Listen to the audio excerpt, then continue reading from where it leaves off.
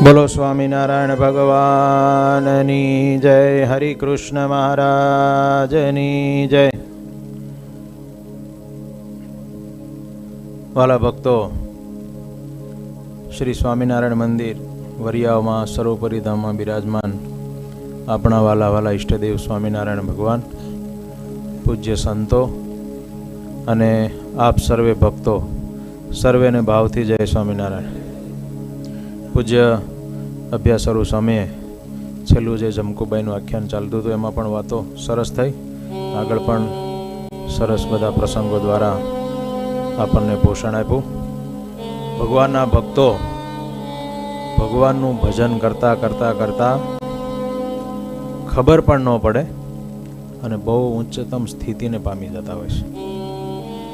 આ જમકુબાઈ ઉદયપુર રાજ્યના રાણી હતા અને એને અંદરથી ભગવાને કંઈક એવો આમ વિચાર મૂક્યો કે આ રાજ ને આ બધું સમૃદ્ધિ, આવું તો અનંત જન્મો સુધી આપણે ભોગ્યું જ છે બધું, પણ જે કાયમી સુખ, કાયમી જેને રજવાડું કહેવાય, એ આપણે નથી ભોગ્યું.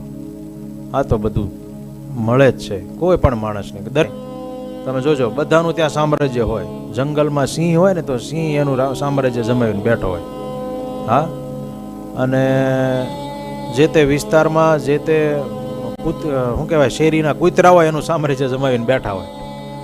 એ તો બધાને બધું મળે જ છે. પણ આ મોટામાં મોટી પ્રાપ્તિ જેને કહેવાય ભગવાનની, મનુષ્ય જન્મનું મોટામાં મોટું ફળ જ એ કે આપણને ભગવાનની પ્રાપ્તિ થાય. સ્વામિનારાયણ ભગવાને, કદાચ હું ન ભૂલતો હોઉં તો વડતાલના 19માં એક સરસ વાત કરીશ. જ્યારે આ જીવને મનુષ્યનો જન્મ મળે છે ત્યારે આ પૃથ્વી ઉપર ભગવાન કે ભગવાનના સંત વિચરતા હોય છે, એને ઓળખે. અને પછી એમ કરતા કરતા એક સરસ વાત કરી. ભગવાન કે આ જીવ ભજન કરતા કરતા કરતા એવી સ્થિતિને પામે છે, પછી એ ભક્ત જે ઈચ્છે એને પ્રાપ્ત થાય છે. આ એક બહુ ચમત્કાર જેવી વાત છે. જો ભગવાનના બેઠા સમય નથી આપણી પાસે, પણ બેઠા શબ્દો થોડાક અંદર જો મને મળી જાય, હું એ જ છે લગભગ 19માં, પણ બેઠા તમને વંચાવું, તમને આમ બહુ આપણને એક અંદરથી અહોભાવ થાય કે ભગવાન આપણને કેવા જોવા માગે છે. એક સરસ મજાની નાનકડી એવી વાત, અને આપણે શું ઈચ્છીએ છીએ એવી વાત છે. આમાં બહુ અદ્ભુત છે. વચનામૃત એકદમ નાનું એવું છે, પણ બહુ સરસ વાત કરીશ. હા, જો બેઠા શબ્દો ભગવાનના વાંચો એટલે આપણને અંદર આમ ઉતરી જાય. ભગવાન કે આ જીવને જ્યારે ભરતખંડને વિશે મનુષ્ય દેહ આવે છે ત્યારે ભગવાનના અવતાર કાં ભગવાનના સાધુ એ જરૂર પૃથ્વી ઉપર વિચરતા હોય. તેની જો એ જીવને ઓળખાણ થાય તો એ જીવ ભગવાનનો ભક્ત થાય છે. આ આપણે એવા મહાન બનવાની મોટામાં મોટી કડી, મોટામાં મોટી વાત કે આપણે એવા ભક્ત ક્યારે બનીએ? ભગવાન કે ભગવાનના એવા કોઈ મોટા સંત એને આપણે ઓળખીએ અને એના યોગમાં આવીએ, એવા ભગવાનના ભક્તોને સંતોના યોગમાં આવીએ તો આપણે પણ એવા મોટા ભક્ત બનીએ. પછી એ ભગવાનનો ભક્ત થયો, તેને ભગવાન વિના બીજા કોઈ પદાર્થને વિશે પ્રીતિ રાખવી ઘટે નહીં. આપણે શું કરીએ છીએ? ભજન ભક્તિ કરી કરી અને આ લોકની બધી સમૃદ્ધિઓ ઈચ્છી લઈએ છીએ અને મળી પણ જાય છે, ઘણું ખરું મળી જાય છે. તમને એમ થાય પણ સ્વામી અત્યારે આટલી બધી મંદીમાં અમને ક્યાં મળે છે? નીતિનભાઈ, પણ એવું નથી, મળે છે. જો આપણે આવા ભક્ત બનીએ ને તો જો હવે ભગવાન કહે છે આમાં, જો તમે ભગવાને ના પાડી કે આપણે બીજે ક્યાંય પ્રીતિ ન રાખી. શા માટે? છે ભગવાનના ધામનું જે સુખ છે તેની આગળ માયિક પંચ વિષયનું સુખ છે તે તો નરક જેવું છે. આપણે શું કરીએ છીએ? ભજન કરી કરી અને નરકના સુખને ઈચ્છીએ. ભગવાનનું કહેવું એવું છે. અને જે નરકના કીડા છે તે તો નરકને વિશે પરમ સુખ માને છે. જે નરકના કીડા હોય, ઓલા ગીંગા ન હોય, ગોળીઓ વાળતા હોય, એને નરકમાં જ સુખ આવે. એને એ ગોળીઓ મળે ને ત્યારે જ સુખ આવે. તો ભગવાન એનું દ્રષ્ટાંત આપે છે કે એ નરકના કીડા છે, એ નરકમાં જ સુખ માને છે. પણ જે મનુષ્ય હોય તે તો નરકને પરમ દુઃખદાયી જાણે છે. આપણને એ ગટર ચાલી જતી હોય તો કેટલી દુઃખ આવે. રિવર વ્યૂ વાળા કોઈ આવ્યા છે? એ કહેતા હતા ઓલપા નીચે અમારા નીચેના 1-2 માળ વાળાને નીચે ઓલી ગટર હાલી જાય છે થોડી થોડી, ત્યાં જરા એ સ્મેલ આવ્યા કરે છે એની, સમજાણો? હા, તો એ આપણને તોય આમ ચીતરી ચડે, દુઃખદાયી લાગે ને. તેમ જેને ભગવાનની ઓળખાણ થાય તે તો ભગવાનનો પાર્ષદ થયો, એટલે કે ભગવાનનો ભક્ત થયો, ને તેને ભગવાનનો પાર્ષદ મટીને વિષ્ટાના કીડાની પેટે માયિક પંચ વિષયના સુખને ઈચ્છવું નહીં. આ માયિક તુચ્છ વિષયોમાં આપણે દોટ દઈએ છીએ ને એટલે જ દુઃખી થઈએ છીએ. એ સુખો છે ને આપણને જલ્દી મળતા નથી, અને મળે તો લાંબા ટકતા નથી. અને એ ભગવાને કીધું છે કે એ બધા સુખો કેવા છે ખબર છે? અંતે દુઃખ દેનારા છે. સુખ છે પણ છેલ્લે દુઃખ દેનારા. એટલે કોઈ દિવસ આપણને સ્થિરતા થતી નથી ને કોઈ દિવસ શાંતિ થતી નથી, આપણને અશાંતિ જ રહ્યા કરે છે. હવે ભગવાન એનો ઉપાય બતાવે છે પછી આગળ. અને જે ભગવાનનો ભક્ત હોય તે તો જે મનોરથને કરે તે સર્વે સત્ય થાય. હું જે આ વાતો કહેવા જતો હતો ને, આપણને નવીન લાગશે, પણ જે ભગવાનના ભક્ત થાય, ભગવાનનું ભજન કરે, સત્સંગ કરે, ધીમે ધીમે ધીમે એનામાં એવી સામર્થ્ય આવી જાય. આ જમકુબાઈની વાત આપણે સાંભળી ને એના પરથી વાત કરું છું. કેવા ભક્ત બન્યા. એક રજવાડામાં રહેતા રાણી, એક બાઈના ખોળીએ જીવ, પણ ભક્ત બન્યા તો કેવા બન્યા હે. અને ભગવાન માટે એને કેવું કરી દીધું, કેવો ત્યાગ કરી દીધો. ત્યાગ કરીને નીકળ્યા, એ બધી વાત આવી છે. તો છેવટે એને બધા વાહે થયા હોય, અને એ પેલા ઊંટના પિંજરામાં, બોલો, મરી ગયેલા ઊંટના તાજા પાછા ગંધાતું હોય એ વખતના, એમાં 3 દિવસ કાઢ્યા. એને ભગવાનનો ખપ કેવો છે. એને કાંઈ દુઃખ નહોતું. ત્યાં રજવાડામાં બધું પાણી માગે તો દૂધ હાજર થાય, એવા તો આ લોકના સુખો હતા. પણ એને ઓલા નરક જેવું લાગ્યું. આ બધા સુખો એને નરક જેવા લાગ્યું. જ્યારે ભગવાનનું સુખ છે એ પરમ અત્યંત સુખ છે અને આનંદ છે. ભગવાનનો ભક્ત જે એવો થાય ને, એ ભગવાન એમ કહે છે કે જે મનોરથ કરે, એટલે કે જે સંકલ્પ કરે ને એ બધું સત્ય થાય છે. આ જગતમાં એવું કહે છે ને કે આપણે જે ઈચ્છે એ થાય. બોલો, જગતમાં લોકો અત્યારે આવું બધું બોલે છે, સમજાણું? બધું પોઝિટિવિટીમાં, લો ઓફ એટ્રેક્શન ને બધા અલગ અલગ બધા સિદ્ધાંતો, આકર્ષણનો સિદ્ધાંત, એ આ લોકનું બધું લોકો આપણને બતાવતા હોય છે. પણ ભગવાન એ જ વાત જોઈએ, ભગવાન સ્વામિનારાયણ કહે છે કે જે ભગવાનનો ભક્ત ઈચ્છે ને એ બધું એને સત્ય થાય છે. એ વાત ખોટી નથી, સાચી છે. પણ આપણે શું ઈચ્છવું એ આપણા હાથમાં છે. હાવ નબળું ન ઈચ્છે લેવું. ન તો ઓલા કહેતા ઓલા રાજાના કુંવરને પછી ડુંગળીને ગાંઠિયામાં મન ગયું, હા, એના માટે ઝઘડો કર્યો, એવું થાય. હવે એના ઘેરે તાણ હોય. એમ આપણે ભગવાન સિવાય બીજું બહુ ઈચ્છવું જ નહીં. ભગવાનનું ભજન કરે જવું, બાકીનું બધું છે ને ભગવાન આપે જ. બોલો, આ સમજાય છે ને કોઈને વાત? આવી જ જાય, ઓટોમેટિક બધું આવી જાય. આપણે જરૂરી હોય ને એ બધું જ ભગવાન આપી દેતા હોય. આપણે કામ કરવાનું, ભગવાનને રાજી કરવાનું, બસ. ભગવાન રાજી થાય એટલું જ ધ્યાનમાં રાખવાનું. એટલે જો અહીં કહે કે ભગવાનનો ભક્ત હોય એ તો જે મનોરથ કરે તે સર્વે સત્ય. માટે ભગવાન વિના બીજા પદાર્થને અણસમજણે કરીને જે ઈચ્છે છે એ જ એને મોટો અવિવેક છે. આ વિવેક ન કહેવાય. આપણે કહે ને કે તમને બહુ વિવેક નથી. મોટામાં મોટો અવિવેક આ કે ભગવાનના ભક્તએ ભગવાન સિવાય કંઈક બીજું ઈચ્છવું, એ જ અવિવેક છે. તે સારું, જે ભગવાનનો ભક્ત હોય તેને તો 14 લોકના જે ભોગ સુખ છે તે કાક વિષ્ઠા તુલ્ય જાણ્યા જોઈએ. આ જમકુબાઈએ જાણ્યા હતા એવા. કાક વિષ્ઠા એટલે સમજાય ને? કાગડાની ચરક. કાગડાની ચરક હોય ને, એને કોકની બીજી પાસે કોકનું મળ ખાઈને એ થઈ હોય, એટલે ડબલ મળ હોય એમાં, સમજાણું? હાવ તુચ્છ ગણાય કાક વિષ્ઠા, કાગડાની વિષ્ઠા. એના જેવા આ બધા લોકના ભોગ સુખો છે. આપણે જન્મથી ભોગ સુખ માટે જ જિંદગીઓ આપણી પૂરી કરી નાખીએ છીએ. એક જન્મ આવ્યો ને બીજો ને ત્રીજો. આ વખતે ભગવાને આપણને મનુષ્ય જન્મ આપ્યો, પ્રવીણ કાકા. જો આપણે ભગવાનનું ભજન ભક્તિ ન કરી તો પાછું છેવટે આનું આ ચક્કર ચાલુ રહેવાનું. એટલે ભગવાન કહે છે કે આ બધા સુખો તો હાવ તુચ્છ છે, અને ભગવાનનો ભગત જો જે ઈચ્છે ને બધું પાછું પ્રાપ્ત થઈ જાય.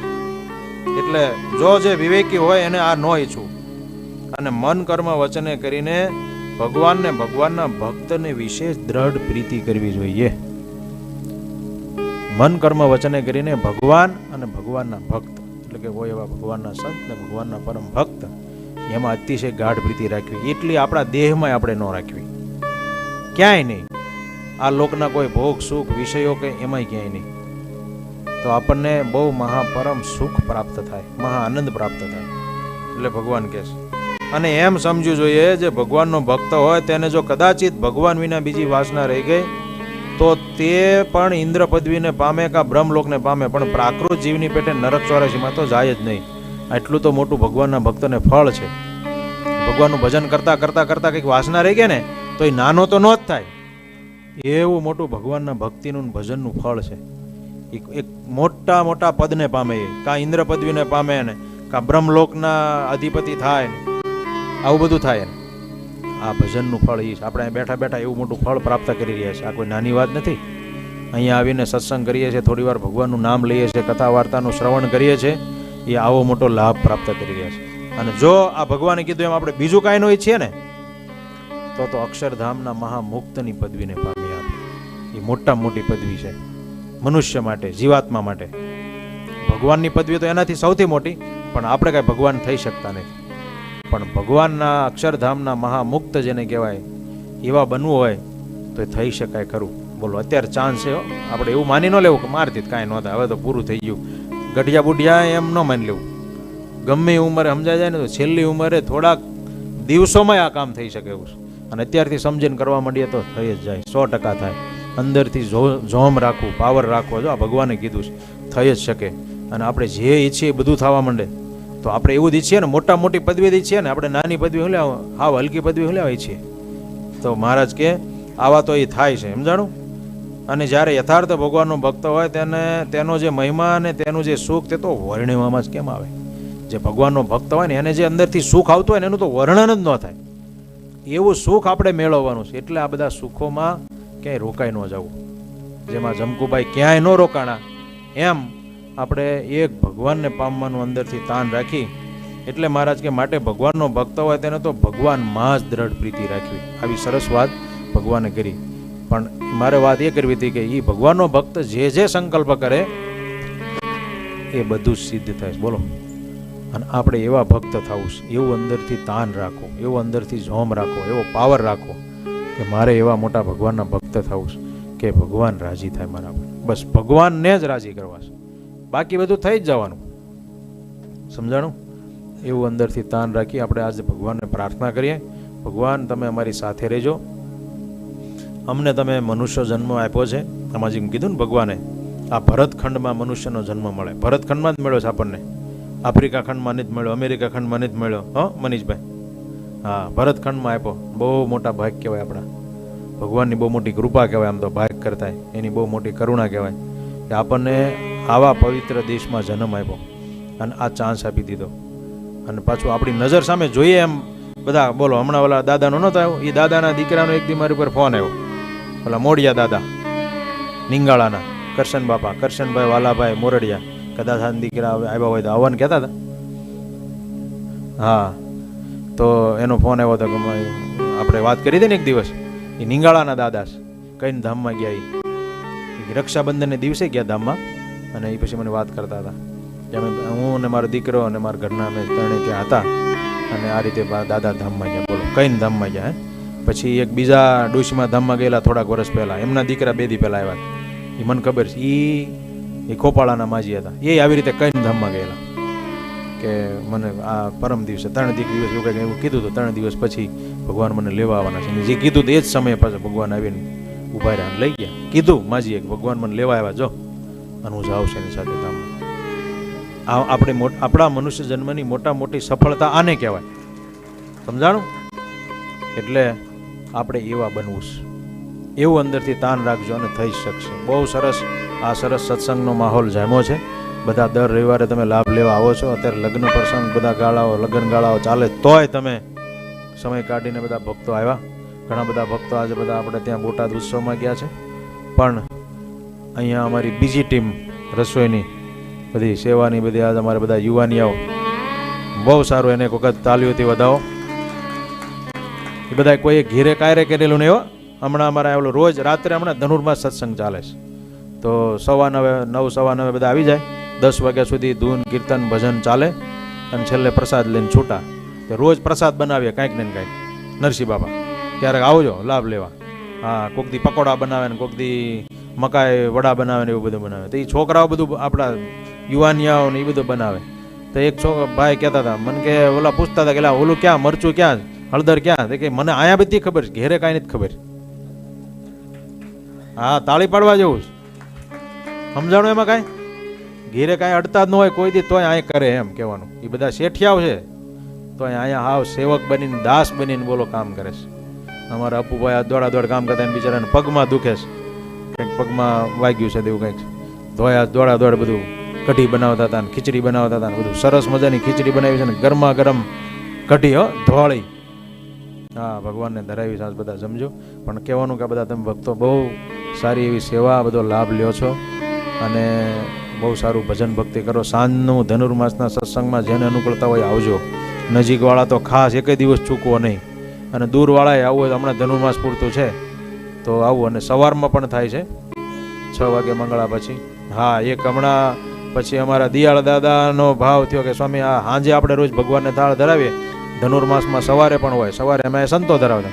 તો કે અમને બધાનો ભાવ થયો કે અમે ઘેરેથી લાવીએ તો એવું ચાલુ કર્યું. તો ઘણા બધા ભક્તોએ નોંધાવ્યું કે એક દિવસ હું આ લાવીશ, એક દિવસ હું લાવીશ, હું આ લાવીશ, એમ ચાલુ થયું. હવારની શિરામણી, હા, મને દિયાળ દાદા કે હવારની શિરામણી આપણે ભગવાનને અમે અમારે ઘરેથી લાવીને અમારે ભાવ છે. મેં કીધું કાંઈ વાંધો નહીં.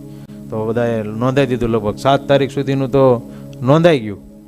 હજી કોઈનામાંથી હોય ઘરેથી લાવવું હોય સવારમાં જ લાવવું એવું નથી. આગલે દિવસે સાંજે તમે આવો ત્યારે લેતા આવો. એવી કંઈક વસ્તુ તમે બનાવી હોય, સુખડી હોય કે પાકના લાડુ હોય તો પાકના લાડુ ભગવાન. હા, આજ તો પૂરો આખો થાળ આવ્યો હતો અમારે રાજુભાઈ વાઘાણીના ઘરેથી. બધું બહુ સરસ. થેપલા હતા, રોટલા હતા, પછી પકોડા હતા ને બધું 2-3 ભાતના શાક હતા ને પાપડ ને બધું. આખો થાળ ભગવાનને ધરાવીને ઘેરે સવારમાં વહેલા જાગીને કર્યો તો તૈયાર. એ બે સવારમાં મંગળામાં આવીને ભગવાનને ધરાવી જાઓ. દિયાળ દાદા જો આ તમે જરાક પ્રેરણા આપી, બધાને સુઝાવ આપ્યો. અમુક સારા માણસોનો આઈડિયા કામ હોય, બધાને ભગવાનમાં ભાવ થાય, બહુ સારું કહેવાય. તો એવી રીતે અત્યારે રોજ 2 ટાઈમ ધનુર્માસમાં સરસ મજાના ધૂન ભજન કીર્તન ચાલે છે. એવું સરસ બધાને સુખ આવે છે, આનંદ. બધા યુવાની આવે અમારા આવડા નાના સમજા શુભ ને બધા. આ છોકરાઓ રોજ આવી જાય ને બાપા વારે.